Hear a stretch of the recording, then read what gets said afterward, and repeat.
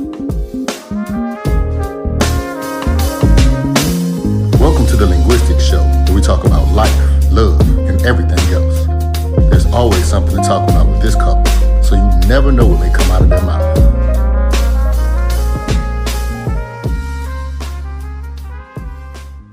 What's up, y'all? So yeah, this episode is a little bit different as we had our first live podcast with a live studio audience. Trust me, they actually wanted to be there. We didn't lock the doors or nothing like that. There was no NDAs handed out. It was a cool event. And so we want y'all to check out our latest episode of the podcast, which was a live video and audio recorded episode. I hate when you say check out this episode of this episode.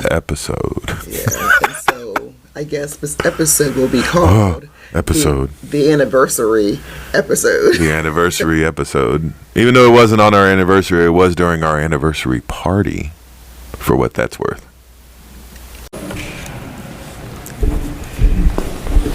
Oh, man.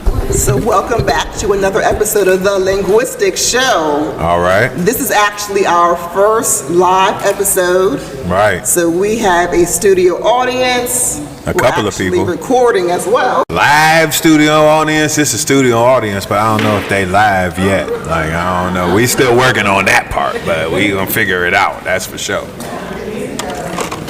Carol done got up and walked away. That's how this usually works, is she'll just get up and go away. I freestyle and say some dope stuff, and then we keep the party flowing, and now she gets back. Right now we back to, Yes, so we're back. I had to fix the camera, but we do have two hosts. We have Erica as our host, and we also have Jamal.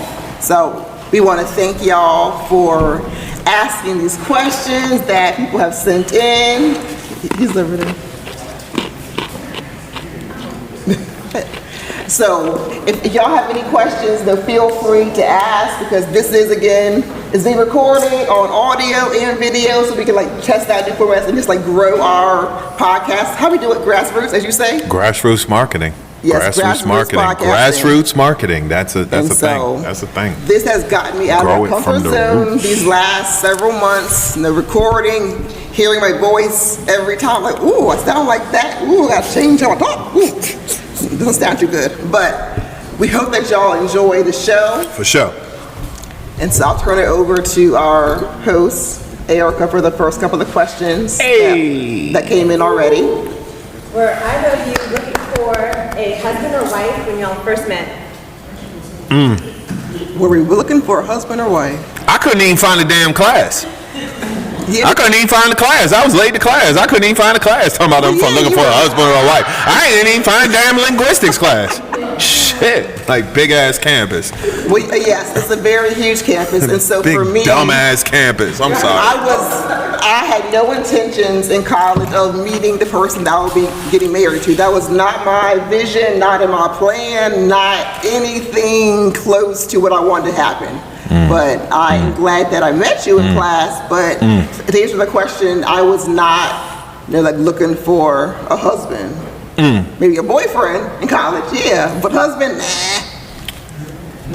You want me to answer? Yeah, I do. All right, so no, I wouldn't say I was actively looking for a wife, but I had definitely had my fill of the hood rats.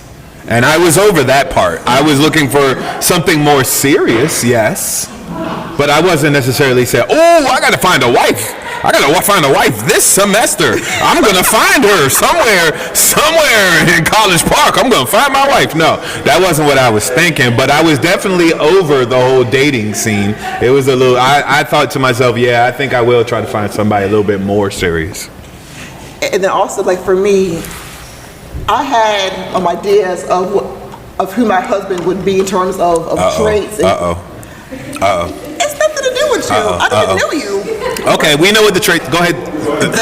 List the traits. List the traits. List the traits. List my traits. Okay. List the traits. Okay, so he's asking me to list my traits. List the traits that you were looking for. So it was someone who was intelligent, who was funny, who was kind, who could make me laugh. Hit the bell. Oh. Thank you, sir. Thank you, sir. Yeah. Host of the Victory Formation. He knows how to run the show. Yes. He knows how to run the show. Thank you, sir. Thank you, sir. We got Appreciate you. Kenny Gaskins here from Appreciate KG Share representing.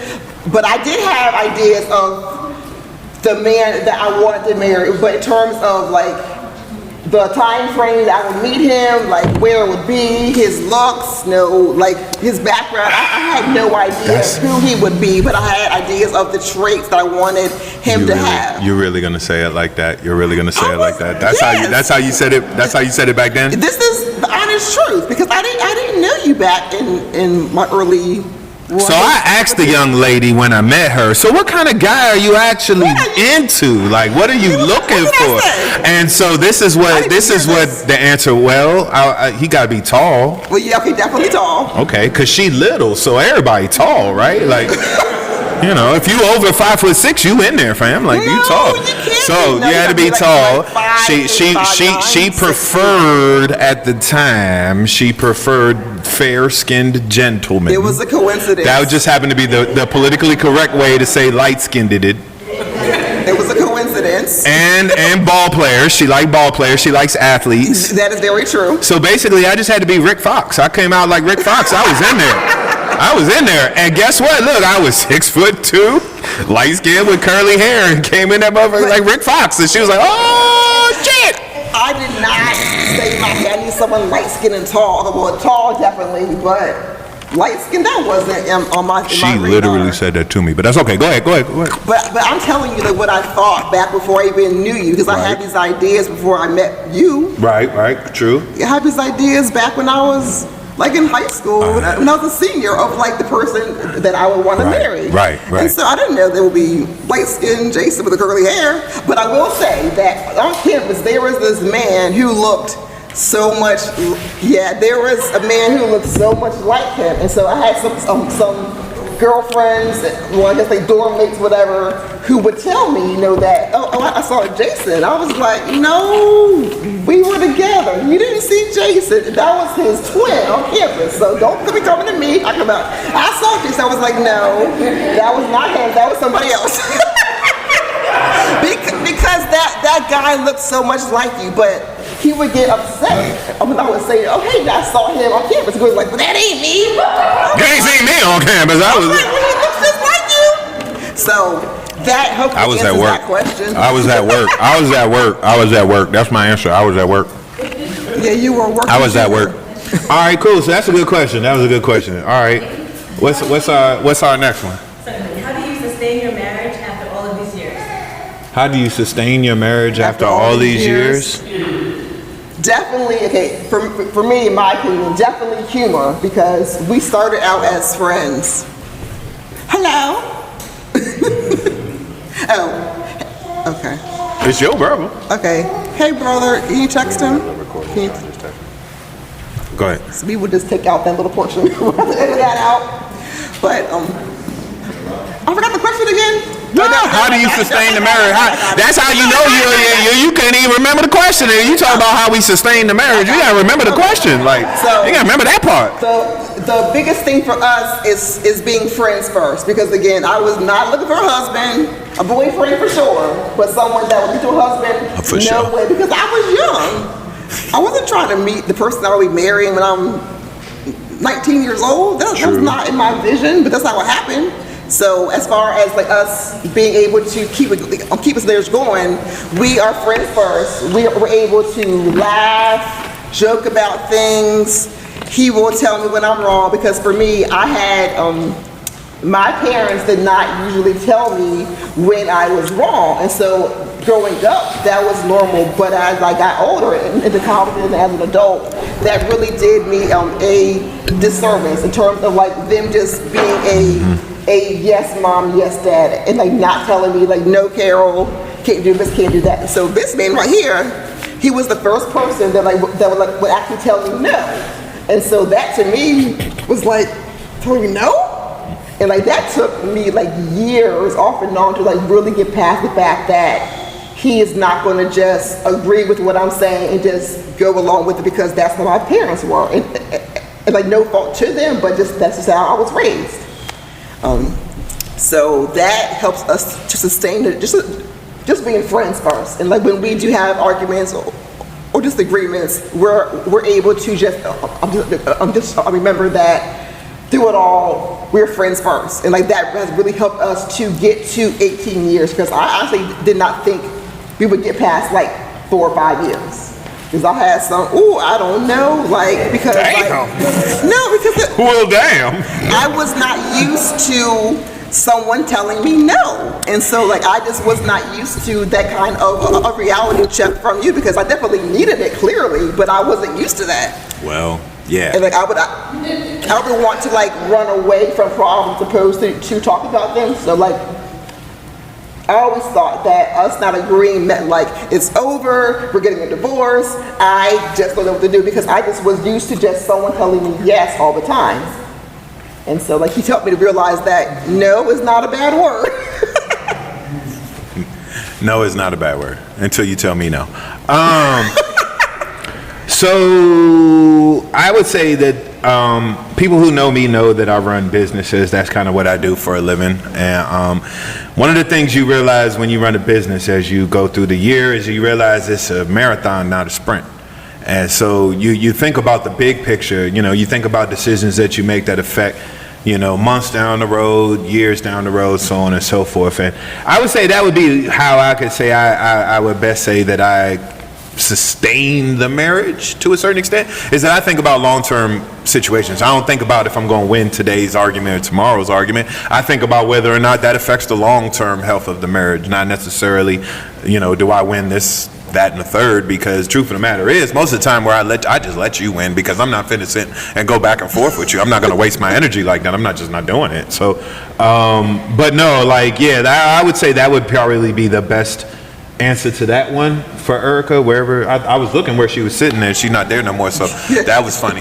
But I would say that would be the best way that I could say that I would have sustained, is just look at everything like it's a marathon, not a sprint, and think about long-term goals and long-term success as opposed to short-term stuff that's happening today, stuff that's happening this week, next week, whatever. I'm thinking about what's happening over the years, what's happened last year, what happened next year, that sort of thing. So that would be the way that I would say to answer that question specifically. That's a really good point. And just to No, I'm full of them, man. I swear, Yes. if you just listen, I swear, dog, I got tons of them. Bars. I got bars. 16 bars of good points. But I got a hot 32. You talking about 16? is that how raps go? 32? 16? Okay, anyhow. So I had a good point, but I forgot. Tangents. So We be on tangents. yes, we do have tangents. cousin? So I'm gonna turn it over to Jamal for the next question. Actually, I do have a good question. You may have to come up a little. You might. Oh, you're good. Okay. I can hear All right, so for Jason, it. For me? piggybacking off of what you just said, you're thinking about things long term. As someone who aspires to be married, how did you know? What made you think about long term and look at Carol and say she's the one? What gave you that factor, that thought to say she's the one? This is it. That's a good question. I was not. Are the children still in the room? There's only The children gone? You can answer honestly. No, I'm not going to say that. I'm just playing. Actually, cover your ears. Like, I'm kidding. Never mind. I'm kidding. It's kidding. No, I'm just playing. It's not like that. Not like that at all. Because that's how you know, actually, that's the opposite of that, is how you know. Because they're the ones, that want, you thinking about that with that person, that's not long term. It's just, when it inspires you to think about other things. Carol was the type of person who inspired me to think about being better for myself.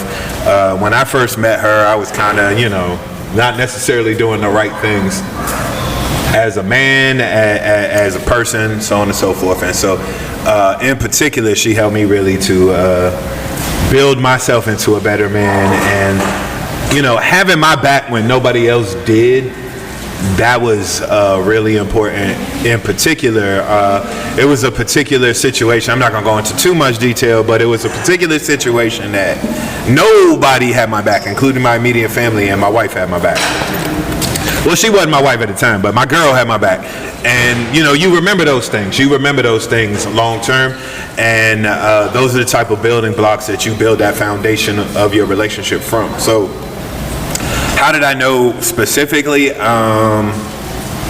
When she saw who I was for real and didn't judge me for it. and accepted me for who I was and helped me to be a better man instead of, judging me for being the knucklehead that I was at the time. That's a good answer. All right, Mom, you ain't had to do it. You heard that? You heard that? Huh? You heard Mom Dukes, man. She knew I was a knucklehead. God damn, you ain't had it. She ain't had it. Huh? Damn, Mom. I got another question. All right. So, seeing as though you guys celebrated 18 years of marriage, 18 years, correct? Yeah, 18 years. Congratulations. We're an adult. We're an adult out here. So, I can vote. one of the questions you guys spoke about earlier was about things that sustain a marriage. Name something or tell me about the time you guys had the most memorable moment of guys that you had as a couple, as a married couple thus far. Some of the most memorable times that you each remember. Take turns. You give me your side, your memory, you give me yours. Okay. You can go first. And I was gonna say, I'll put you on the spot. Something that I remember are these things that should be pivotal, good, pivotal, like bad. You know, so we're looking at 18 years, and this is for eternity. We're eternity forever. Something, remember when it happened, like, you know what? You're my husband, I'm happy with this, right? Yeah. Okay, got you. So I think that a pivotal point, I'll say, was, she's not even here, which is good, was when our last daughter was born. Because like that really tested how much he really loved me for me, because I learned that I could not have any more children. And so as you all know, we have 3 daughters. And so any man, I'm sure, wants to have a son. I wanted a son, but that's not how life works. That's not what God gave us. And so when I learned that I could not safely have more children, I honestly, as a woman, thought, that it's probably time to just like wrap this up, because he wants a son.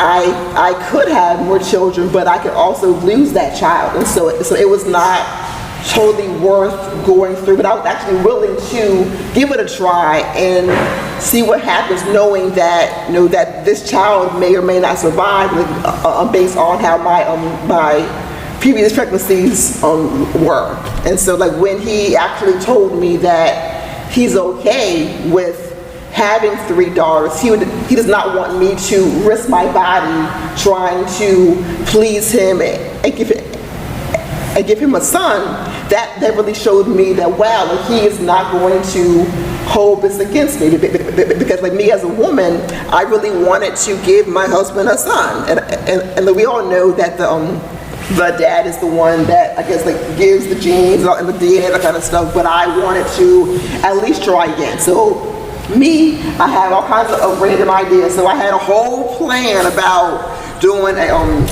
there's like some kind of a science kind of name for it. A science term. A science term. But like when you can go through, it's not IVF, but like you can actually like choose the gender of your egg. And so I had a whole plan.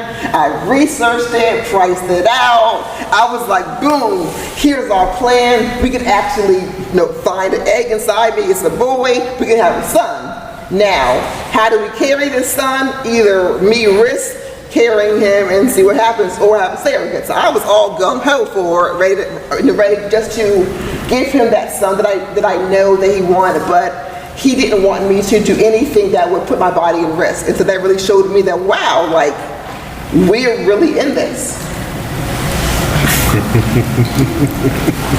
That was deep. Well, I was giving my honest answer.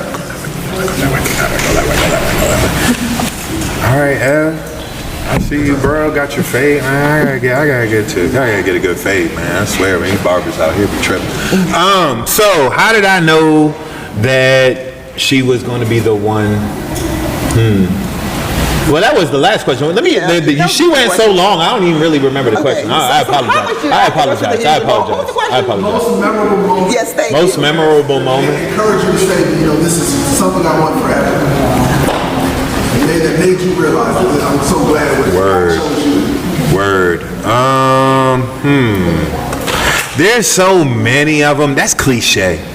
But there's so many of them that I could just list off some random thing and it'll sound sweet and everybody be like, oh, and that'll be dope. But no, like there's so many of them that like, so this is one of the things that mattered to me. So everybody who knows me as a person knows that I have a thing for road trips. I just like to drive. I don't know why I like to drive. I go somewhere far.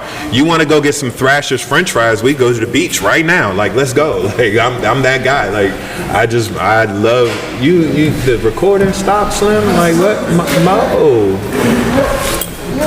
So I'm pausing for real? Like everybody looking at me. So should I just keep talking? Because I just keep talking. So any damn way. So everybody knows I love a road trip. And so one of the times we took a really long road trip in our Suburban. Everybody knows my Suburban. Like my truck been through a lot. Like Jamal know my Suburban. Delonte, you know my Suburban. Y'all know my truck, man. My truck been through everything. But we were driving the truck down to Florida, right? We took the kids to Disney World. It was a pretty cool trip. And on the way, we stopped at my sis' house down to Daytona and that whole thing. So anybody who knows Carol knows that she falls asleep as soon as it gets quiet.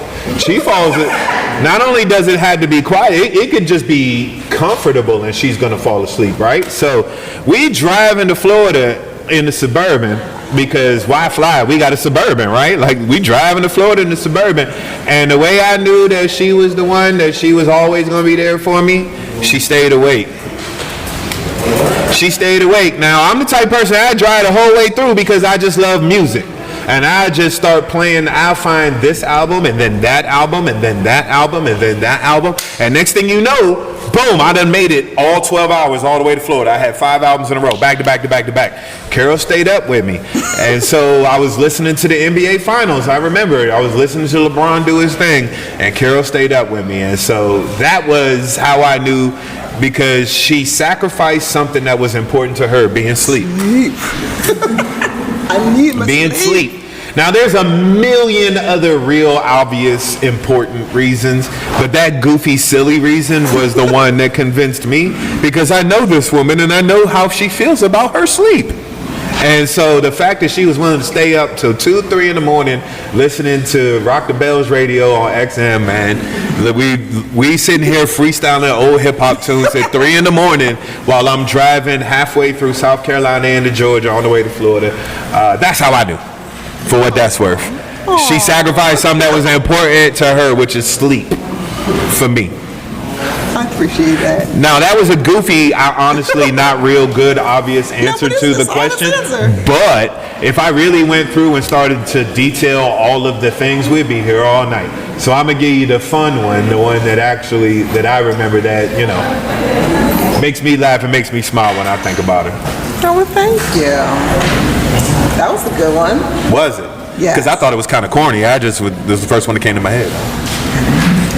So if y'all have any other questions, feel... Okay. Oh. I don't know if that, we can't hear it in here, but it's recording. Yeah, I mean, it's showing up on here. We have it like, let me speak up a little bit. KG here from the Victory Formation podcast. Check them out, check it out, check them out. Check out Victory Formation. Check them out. We're on hiatus right now, but love what you guys are doing. The question would be a couple things. Real quick hitters though. Who cooks better? We cook differently. We cook differently. Yeah, like I cook well. And then, one dish, who makes it better? Ooh. Go ahead. So who cooks better? You said we cook differently, right? Yes. Because I cook well and you cook. Okay. So with a straight face. That is true. That I do try things at times. Don't taste good. Nah, baby girl can bake. Baby girl can bake with the best of them. Don't give her the side eye. And then when you come to my house, you're not gonna eat nothing going forward. Don't give her the side eye. Don't do that. No, she can bake very well. I can bake well, but I can also cook food. I can cook meat and stuff. Anyhow, I only know how to cook what is known, I guess, as soul food, black food, because that's all we had growing up. And my husband is way more diverse than me, and so he definitely cooks amazing food. He has his staples, but he's also been trying new things. So he tried macaroni, was it last year? And his macaroni was better than mine. I was like, dang! I mean, I make bacon mac, but his was better than mine. So yes, he cooks more diverse foods. But I would say that he does not burn food nearly as much as I do. He does not. I don't burn it. No, like, because I get distracted. I'll cook something on the stove. All right, hey KG, to accurately answer your question, yes, that would be me, and the specialty would be that 3-cheese lasagna I do with the spinach. That thing cranks. People have been known to put in orders for me to make that 3-cheese lasagna. That thing's something else. Yes, and so apparently my mac and cheese cranks too, so it was good. I was impressed. I just season it until my ancestors tell me to stop. Because you learned that from me. So my dish would That's be enough, child. Okay. any kind that's what I of do. side, and also cookies and cake and anything that I know that I will not burn is my dish. Thank you, oh, so loud. Yes, so I make thank you, friend. I make amazing meatballs, which is really simple though, but it tastes really good though. But it's so easy. I'm gonna let you have that one. I'm gonna let you have that one. All right, what's the next question? Cause I gotta let her have that one. Yeah. Go ahead, Peaches. All right, so my question is, out of the 18 years, and I apologize if it's already out, but out of the 18 years that y'all have been married, what would you say is your triumph year? The year where you realize, okay, we gonna work this thing out. We gonna, make sure this is right. Because there's ups and downs in marriage, right? Definitely. Sometimes it's down until it ends up in divorce. I'm divorced, right? So we didn't make it past that downside. So what would you say was that year, and what did you do as a couple to get past that? This is a fantastic question. Now, as far as the year you were saying? Yeah, like what year? Like 5, 6, or... Okay, I see what you're saying. Let's see what you say, because I think I know what you're gonna say, but let's see what you say. Go ahead, go say what you say. Okay, well, we do think of like a lot, but... All right, well, go ahead. Go ahead. It was definitely... So it wasn't 18 years, clearly. I'm thinking maybe... You only had 2 kids, but basically I laid out my feelings. I told him everything that I feel. I was not afraid to tell him how I feel. If he got mad, I didn't care, but I had to really get things off my chest, because if not, I would be a bitter wife who would not be able to either stay married or to be married and just be like torture for him and for me. So like I really had to just tell him, like, look, here's how I feel. It's either this or that. Like, we've got to work this out and figure out what we're going to do. Are we moving forward or not? Let's figure this out. And like that really like changed a whole lot for us. And so that was like a total shift upwards for us as a couple. Like me just like laying it out, hear my feelings. It was upsetting for him and me, but I had to still say what I had to say, even though it hurt him. What I had to say, I had to get it out my chest, or else we would not be happy.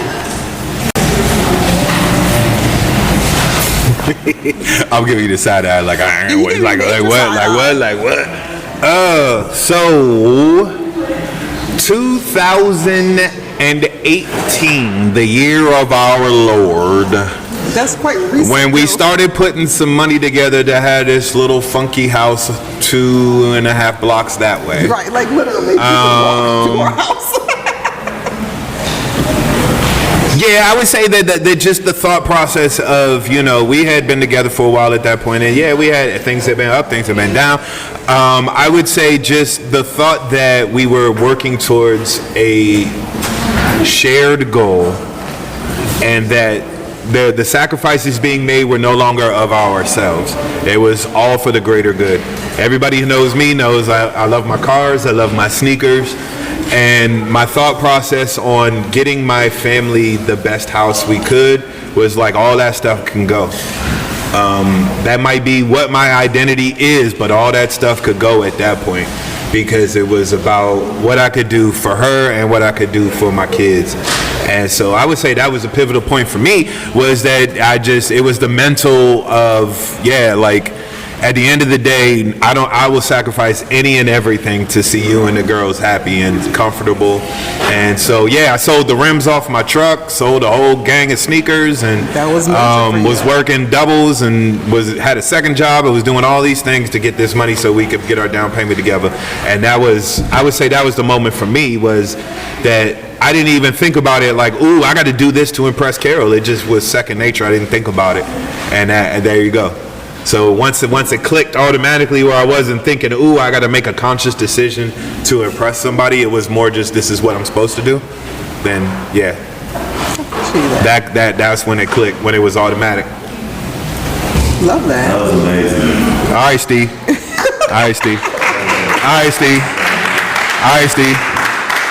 You could have helped me move some of that furniture, my nigga.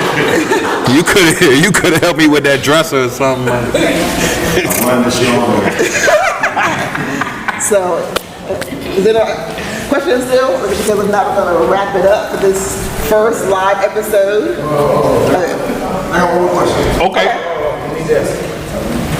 Got a question from the man in the Scarface button up. No. Go ahead, Tony Montana.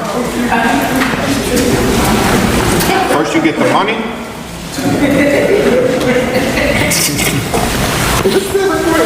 Yes, they're recording.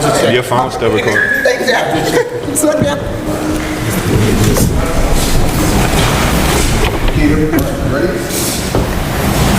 What advice do you have for someone who's dating or wants to be dating?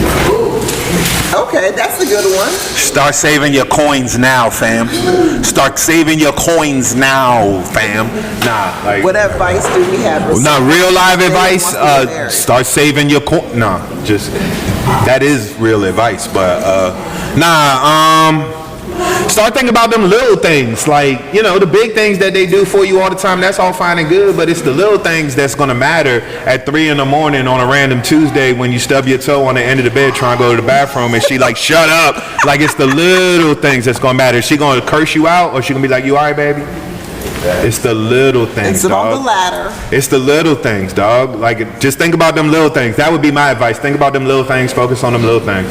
Because all the big things, you can figure that out. It's the little things that you really got to focus on. That's what's going to matter. Like, I know that sounds random and crazy, but it's really those little things. Like, this is the person who, when I do get up at 3 a.m. to go use the restroom and I stub my toe and I'm cursing, she like, are you all right, baby? Instead of shut the F up and get... No, she's like, checking on me. You all right, baby? So, like, it's them little things. Oh, that's nice. And so for me, when you're dating but actually wanting to get married, the biggest piece of advice I can give, which actually worked for me, is to work on yourself first. And so, like, you want to be your best self. That way you can attract the best person for you. And like, if you don't work on you, how is someone gonna love you when you're not totally whole? So if that means like you have heartbreak, if it means you maybe have like a loss, whatever it is, like, if you are not your best self, you cannot honestly expect to meet someone who will love you totally for you. And so that's my best piece of advice, just to work on you first, and then you'll meet the person. Like, don't go look for them either. Like, you'll meet them maybe in a college class when I'm not even looking for someone. Don't go chase them. I tell you that. Don't go chase them. They gonna fall in your lap. Don't go chase them. They gonna fall in your lap. She fell in my lap. Don't go chase them. Because I was telling you, come on, listen to why. It was an accident. Like, she just fell in my lap. Like, I ain't. Real talk, like had I not pulled my hamstring, I still had been playing college football and never transferred to Maryland. Like real and I talk, would've never met you. real talk. Like she fell in my lap. Like it was a matter of luck. I would have never transferred to the University of Maryland. I would have finished my degree at Salisbury. Would have kept playing football. So like think about that. Like me not stretching out one day. Led to all Me this. not stretching out one day led to all of this. Led to all of them three. Like me not stretching my hamstring one day. Imagine that. Wow. A funny answer. I like that. So yeah, I appreciate y'all. Appreciate everybody. Thank you for all your questions, comments, concerns. Appreciate all that. Please like, subscribe, click on the little buttons. You know, there's Little buttons. bell. Click on them joints. When you see the button, click on it, like it, subscribe. The business again totally out of my comfort zone with all this recording and then producing and editing. I am definitely learning as I go. So thank y'all for being patient with us. And For sure. as you were saying, For sure. enjoy the ride. Enjoy the ride. That's what I always say. Yeah. If you enjoyed this, like, comment, Subscribe and share to the Linguistic Show. This has been an Ashangali Enterprises production. Co-produced by Naomi. Music by Brassville.